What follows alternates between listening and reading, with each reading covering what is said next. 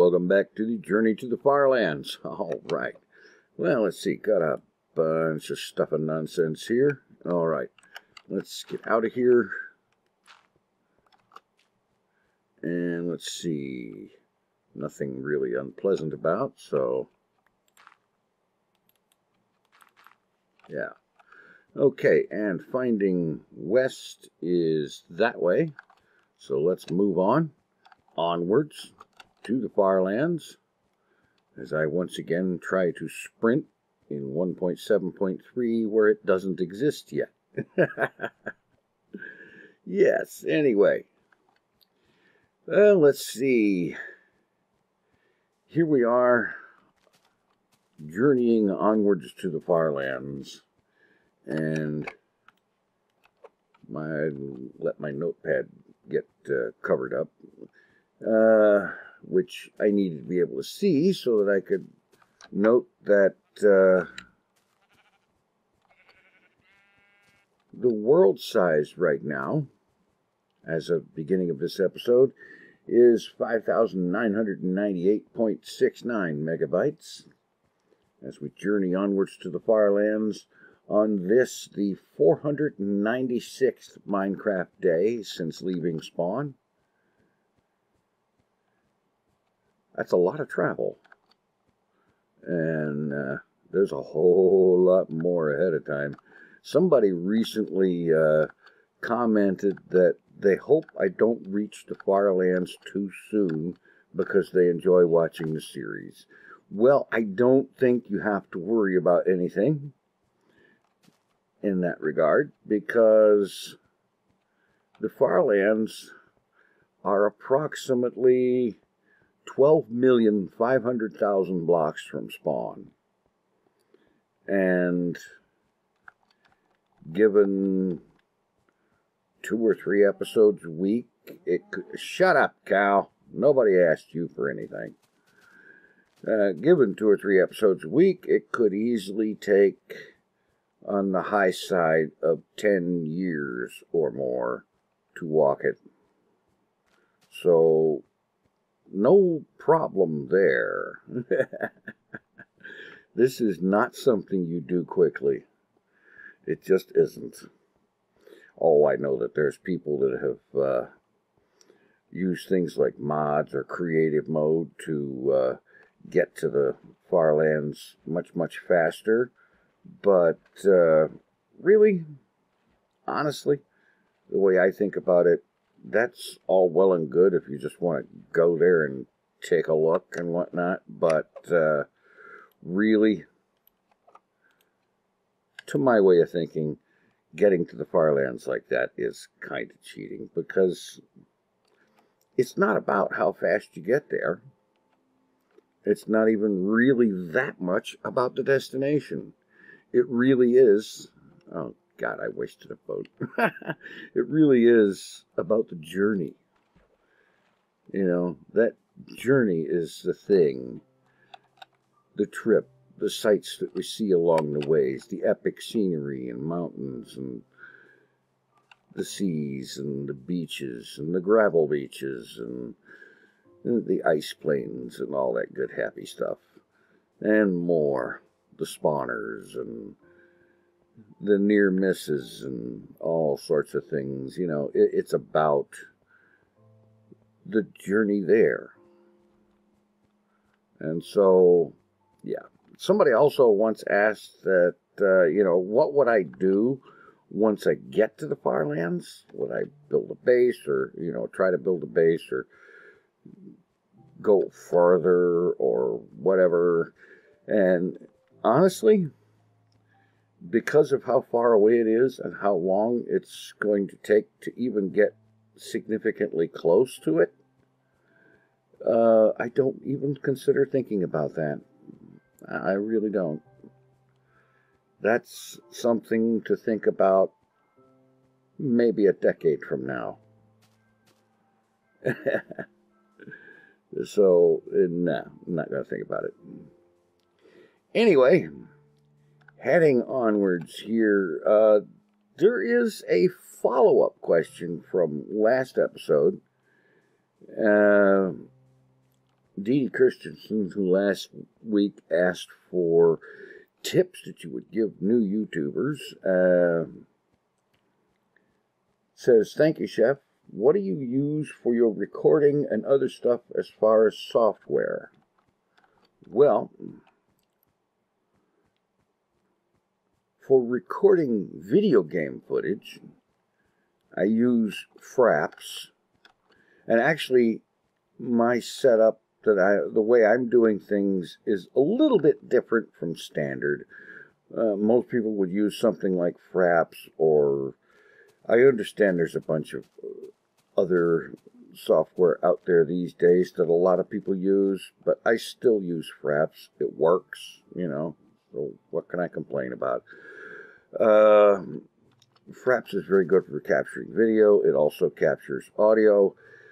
And for a very long time, for years, I used it just that way. And then a few years ago, in part of my, at the time, seemingly endless effort to conquer the audio noise problems that I have been fighting, that I fought against for years, I ended up doing something a little different. I still get the video portion from Fraps, but I use OBS to record the audio because it allows me to have the game audio on one track and the microphone audio on a separate track, which means I can then edit the microphone audio separately from the game audio, and this allows me to do some things like noise removal and an equalizer pass and a compression pass, and it makes the audio from the microphone sound so much better. And because of that and the fact of finally having a good mic, I pretty much consider my audio problems that I fought with for years pretty much solved. And so basically, by recording with both Fraps and OBS at the same time, it produces, well, each one produces a video file. And I would consider using the OBS video, except that my video editor, which is Sony Vegas Pro 8, it can't see the video track from OBS, which is just as well, because frankly, Fraps makes a much, much better video. It really does. Fraps records at an obscene bit rate, something in the neighborhood of 300,000 kilobits or megabits per second, or some crazy thing like that. I mean, we're talking humongous video files where 45 minutes of video, half an hour of video, can easily turn into 45 or 50 gigabytes. Very easily. And so, wait a minute.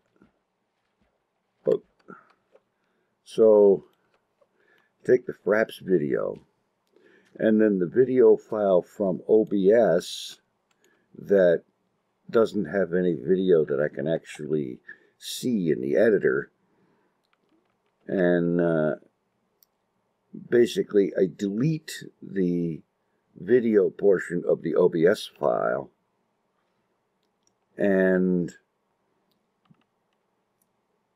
then I have to do a little trick to synchronize the Fraps video with the OBS audio.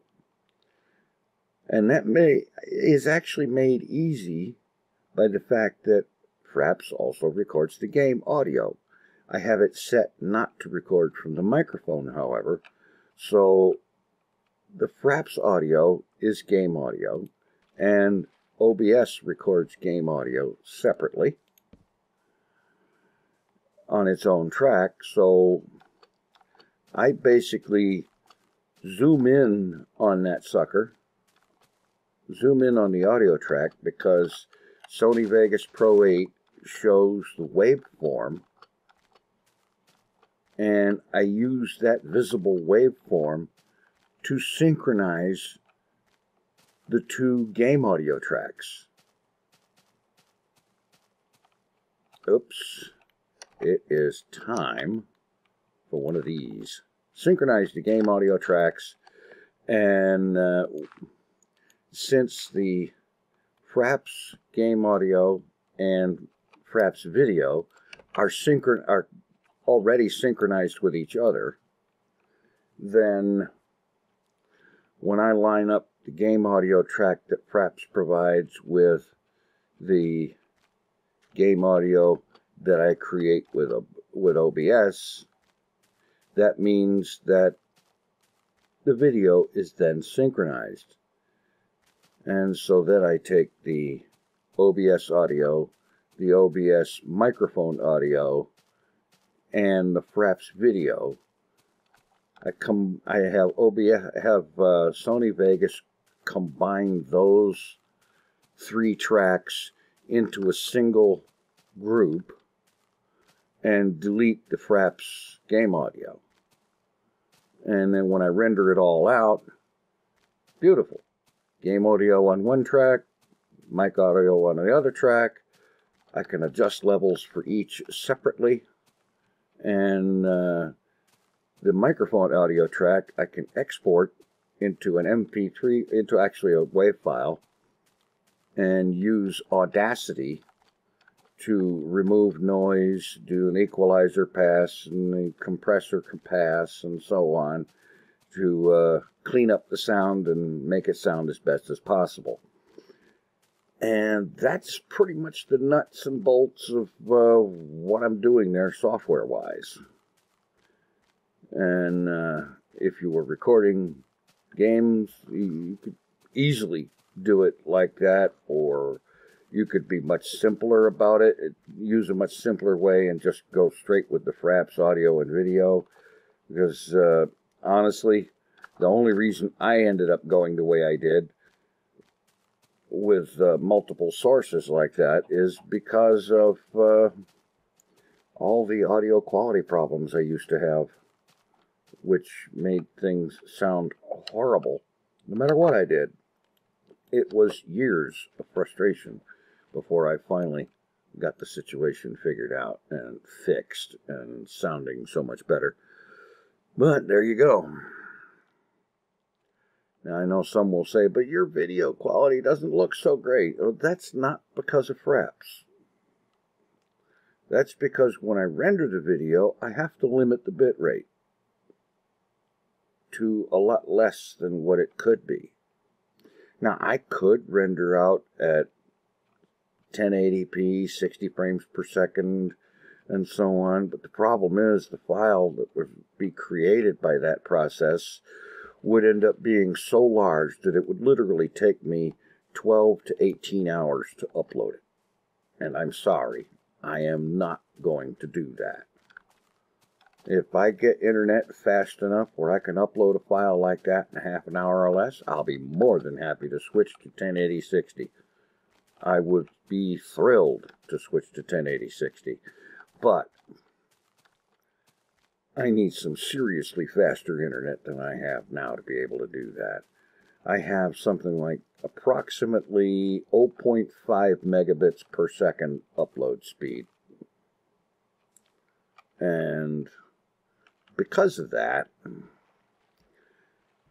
fancy-dancy, newfangled things like 1080-60 just are not going to happen for me. I can't. I'm pushing it these days. I've got my bit rate for rendering turned up to where the video bit rate is now, I've got it set to have a max of 10 megabits per second. I mean, it's allowed to peak up to that high. And then the average I currently have set for 3 megabits per second. And like I said, if I had the upload bandwidth, I would be happy to jack the average up to 10 and the peaks up to like 16 or something. I don't know. I would love to jack up the bitrate on the video quality. It's just my upload speeds prevent it, make it completely impractical, and oh, so not gonna happen. Not until I get faster internet. And getting faster internet for me is probably going to be moving. And moving means being able to spend $3,000 or $4,000 on the process. And I don't see that happening anytime soon. I really don't. Besides that, I'm not entirely sure where I would move. But I'd want it to be someplace in the continental United States where the internet speed is known for how fast it is. You know, really. Yeah, so that, I hope, answers question whatever about software and stuff. I suppose I probably went a little bit far and a little bit of a mini ramble or mini rant or whatever. But anyway, yeah. Meanwhile, back at the ranch, I have to say that I have been seeing of late some really, really cool stuff going on my gaming channel. Ever since the start of Hermitcraft Season 6, I have been seeing an ever-increasing increase in the number of views, comments, the likes, the whole thing, and the number of new subscribers and all that. And I gotta tell you, it's freaking amazing. It's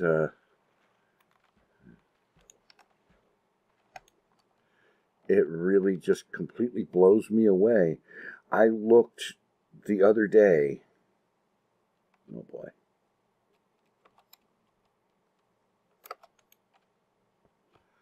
I had a look the other day, and as of then, my subscriber number was up to about, what was it, 21,500 or some kind of crazy thing like that. That's unbelievably amazing. I remember a time just, what heck, that just a year and a half ago, it was a little less than half that number. And the idea of reaching the point where I'm at now was something that I could really only dream about. And I didn't allow myself to think about very much, because if I had, it drove me crazy. Let's face it, somebody out there said that. But it's just phenomenal what's been happening since Season 6 got started. And yeah, it's amazing. I know it was like 2 years ago. I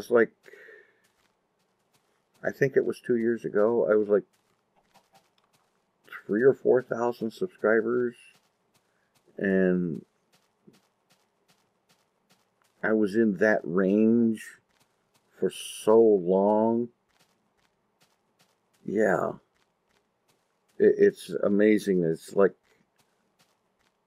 It's kind of like things are actually starting to really happen. And it's awesome. It really is awesome. And it's part of why I spend a lot more time these days trying to figure out what I'm going to be doing in the next video of whatever series, because, you know, with all these new subscribers coming in and all these unbelievable tons of views and whatnot, you know, I don't want to disappoint people who are coming in for the first time or anything like that, because, you know, you want to make sure people get good content and see that their decision to check out your channel was a good one and worthwhile and all that. And oh man. And then there's something else that happened very recently, as in within the last couple of days. And that has to do with the Hermitcraft recap. Now, they've done this sort of thing a time or three, where they basically say to their viewers, you know, click on such and such link and check out so-and-so, or go to so-and-so's video and say something to them about this and such or whatever. And yeah, and anytime they've mentioned me like that, there has been loads and loads of people that you know, names that I had never seen start showing up in the comments and so on. And this time, it's a little different, because in all the time, in all the, oh my God, what is it, 8 years almost 9 years that I've been doing YouTube, I have never had a problem following, reading all of the comments on my videos.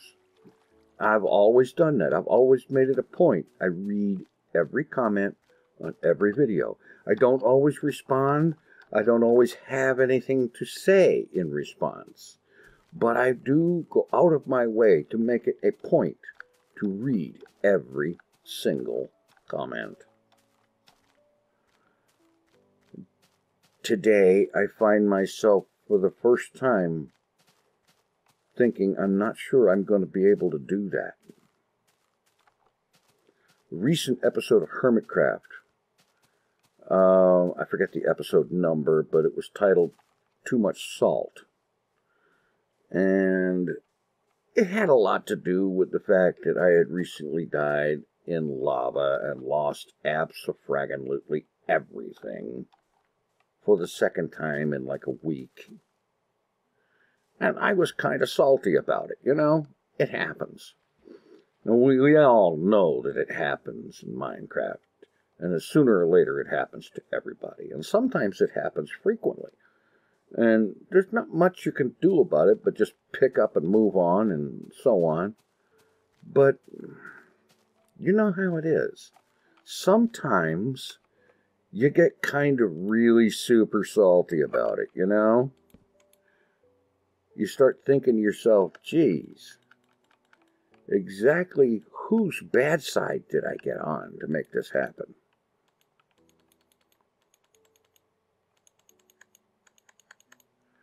And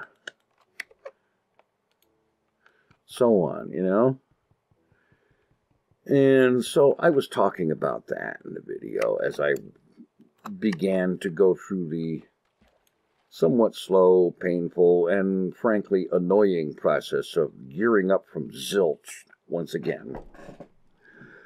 And the guys at the Hermitcraft recap saw this, and they did something.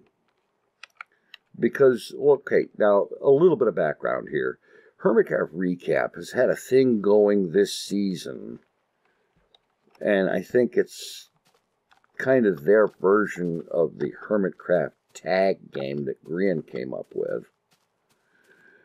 And basically, it's a Hermitcraft recap tag, where they tag someone's videos and they invite their viewers to go to a video of that person one of a certain person's video, and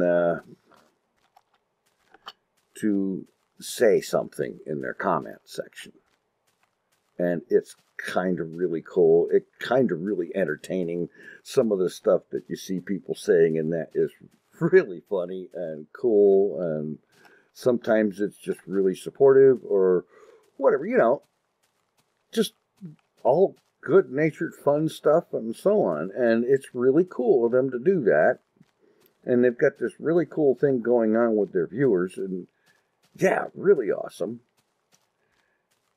And now the last person that had been so tagged was Mr. Joe Hills. And as it turns out, in a recent video of his, he passed on the tag to me. And I know this because the recap showed it. And so they were talking about my little salty situation there. And they said that they asked people to go to that video, the Too Much Salt video. And yes, it's linked in the description. Why not? And they said, go to this video and say something nice. I'll tell you what, the recap has got a really #1 crowd going on, because there's over 1,100 comments on that video now. And I honestly do not believe I have ever had a video with 1,100 and some comments on it within a week of its upload. I have never had a video like that. And that video is also in some other rather stratospheric company, because it's one of very few that has, well, as of the last time I looked, about an hour or so before I started recording this, there was about 4,500 views on it then. I have no idea what it is now, of course, but OMG, that's going crazy.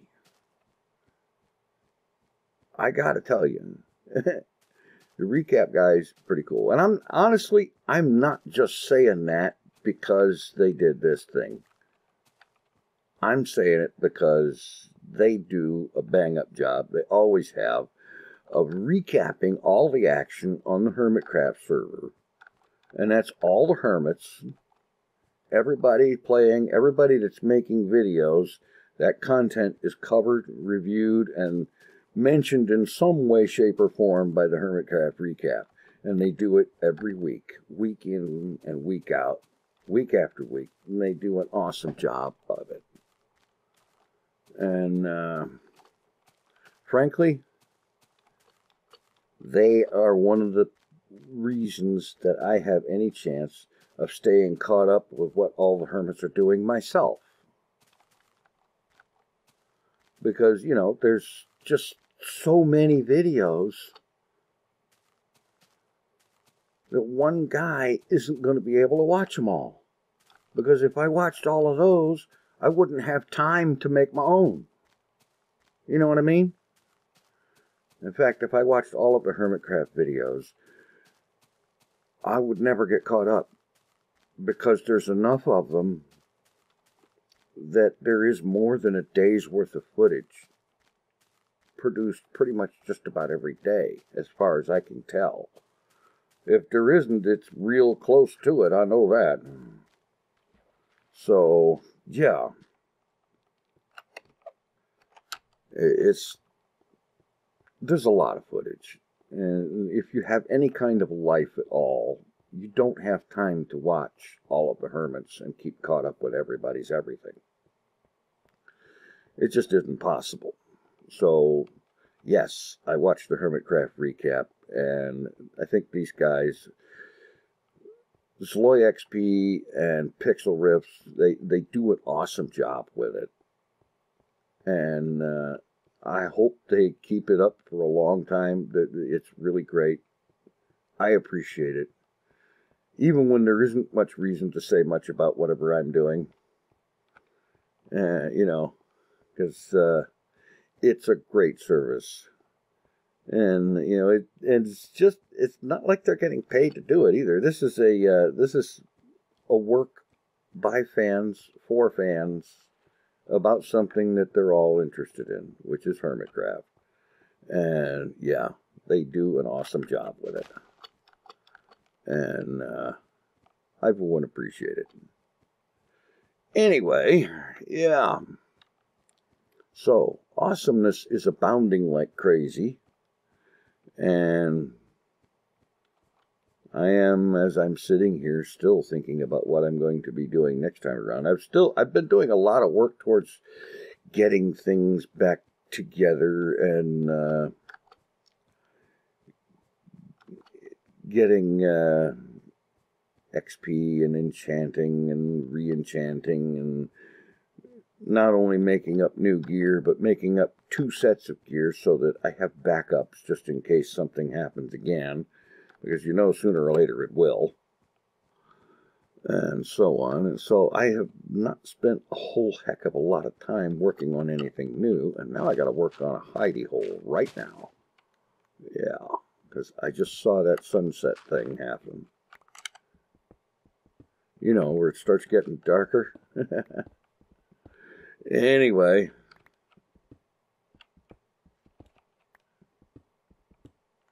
Let's get some light going on. And more light going on. Oh.